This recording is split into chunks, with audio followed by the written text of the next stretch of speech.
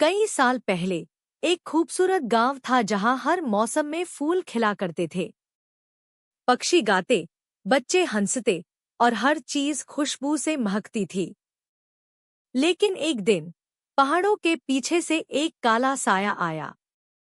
यह साया एक पुराने जादूगर का था जो प्रकृति से बदला लेना चाहता था।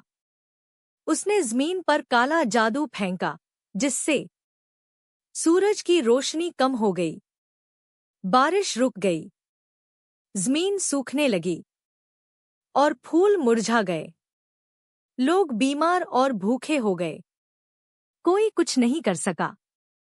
यह खबर जब आसमान की वादी में पहुंची, तो चांदनी परी ने तय किया कि वह खुद जाएगी और उस साए का सामना करेगी। चांदनी परी धरती पर आई और अपनी रोशनी से उस काले जादू को तोड़ने की कोशिश करने लगी। लेकिन वह अकेली थी और जादू बहुत पुराना और शक्तिशाली था।